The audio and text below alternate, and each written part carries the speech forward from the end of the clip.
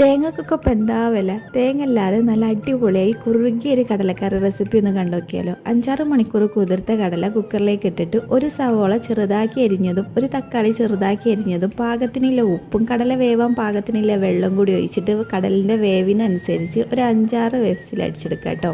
വെന്ത കടലിൽ നിന്ന് ഒരു പിടി കടല എടുത്ത് മാറ്റി കുറച്ച് വെള്ളവും ചേർത്തിട്ട് മിക്സി ജാറിൽ നല്ലപോലെ നരച്ചെടുക്കുക. ഇനി ഒരു പാൻ എടുക്കുക. ചൂടായി വരുമ്പോൾ വെളിച്ചെണ്ണ ഒഴിച്ച് വെളിച്ചെണ്ണ ചൂടായി വന്നാൽ കടുകും ചെറിയുള്ളിയും കൂടി ഇട്ടിട്ട് ഒന്ന് മൂപ്പിച്ചെടുക്കുക കേട്ടോ. മൂത്ത് വരുമ്പോൾ ഇഞ്ചി വെളുത്തുള്ളിയും കൂടി ചതച്ചതും കൂടി ഇട്ടിട്ട് ജസ്റ്റ് ഒന്ന് മൂപ്പിച്ചെടുക്കുക. ഇനി കറികളിലൊക്കെ ഒഴിച്ചിടാൻ പറ്റാത്തൊരു ഐറ്റം കേട്ടോ. കറിവേപ്പിലയും കൂടി ഇട്ട് കൊടുത്തിട്ട് മസാലപ്പൊടി, മഞ്ഞൾപ്പൊടി, മുളകും പൊടി, മല്ലിപ്പൊടി, പെരിഞ്ചീരകത്തിൻ്റെ പൊടിയും കൂടി ഇട്ടിട്ട് നല്ലപോലെ ഒന്ന് മൂപ്പിച്ചെടുക്കുക കേട്ടോ.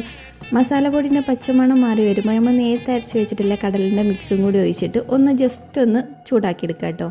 ചൂടായി വന്നിട്ടുള്ള മിക്സിലേക്ക് നമ്മൾ വേവിച്ച് വെച്ചിട്ടുള്ള കടല വെള്ളത്തോട് കൂടി ഒഴിച്ചിട്ട് നല്ലപോലെ 2-3 മിനിറ്റ് ഒന്ന് തിളപ്പിച്ചെടുത്താൽ മതി. വേണമെന്നുണ്ടെങ്കിൽ കുറച്ച് മല്ലിയിലയും കൂടി അരിഞ്ഞിടാൻ തികച്ചും ഓപ്ഷനിലാണ് കേട്ടോ. മല്ലിയിലേൻ്റെ ടേസ്റ്റ് ഇഷ്ടമാണെന്നുണ്ടെങ്കിൽ ഇങ്ങനെ ചെയ്യട്ടോ. അപ്പോൾ നല്ല അടിപൊളി കുറുകിയ കടലക്കറി റെഡി. റെസിപ്പി ഇഷ്ടമായ ലൈക്ക് ചെയ്യാൻ മറക്കില്ല. അപ്പോൾ ഓക്കെ, ബൈ.